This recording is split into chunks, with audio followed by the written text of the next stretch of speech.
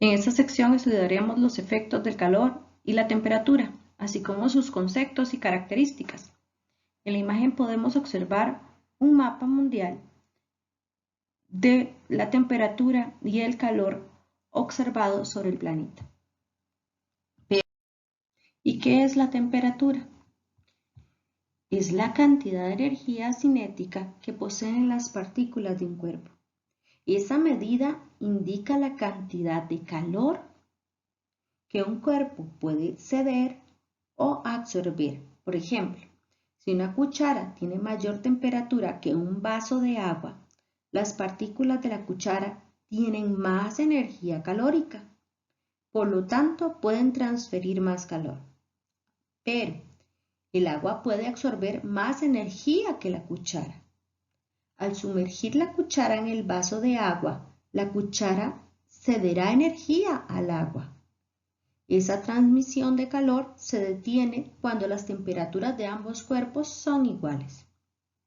Entonces se dice que han alcanzado el equilibrio térmico. ¿Y qué es el calor? Es una manifestación de la energía. Es la cantidad de energía calórica que se transfiere de un cuerpo con mayor temperatura a otro con menor temperatura. Cuando entran en contacto, un cuerpo cederá energía y disminuye su temperatura y el otro la absorbe, aumentando su temperatura.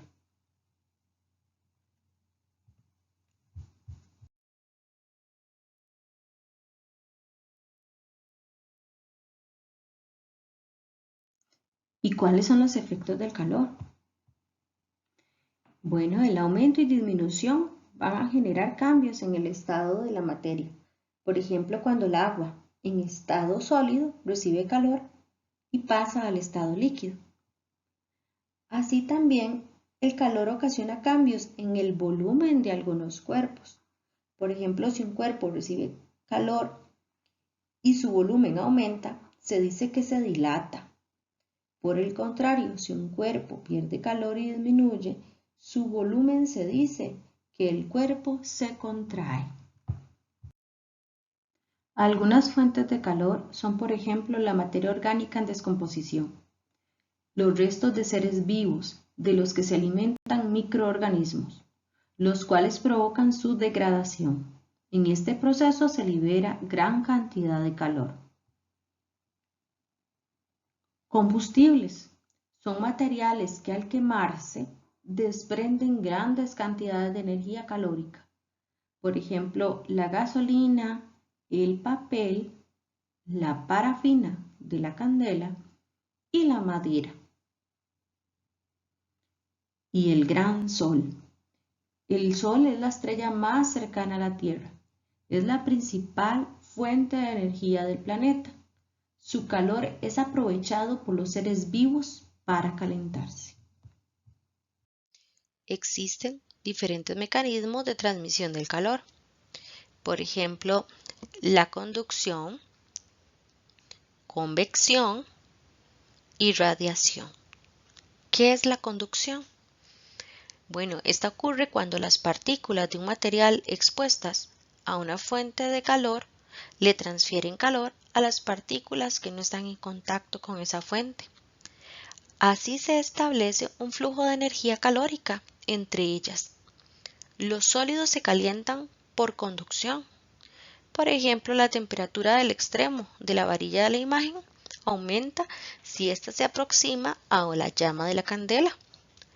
Luego se establece un flujo de energía calórica entre la parte más caliente y la parte más fría, hasta que la temperatura en toda la varilla es igual. Ocurre también cuando ponemos un sartén en la cocina y al calentarse se va transmitiendo el calor a un extremo, tomamos el mango y podemos quemarnos. Ocurre también el calor por convección. Esta es la transferencia de calor de corrientes frías a corrientes calientes. Por ejemplo, cuando se calienta agua en una olla, el agua de la parte inferior de abajo aumenta su temperatura al estar en contacto con la llama o el disco. y el agua caliente va a subir y provocar que el agua fría de la parte superior baje. Así esta agua fría se calienta y vuelve a subir. Esto genera un movimiento constante en el agua de la olla, llamada corriente de convección, que es cuando vemos el agua a borbollones. Los líquidos y los gases se calientan por convección. Y la radiación es la distribución del calor de un cuerpo por medio de ondas que viajan en todas las direcciones, sin que exista un contacto físico entre ellas.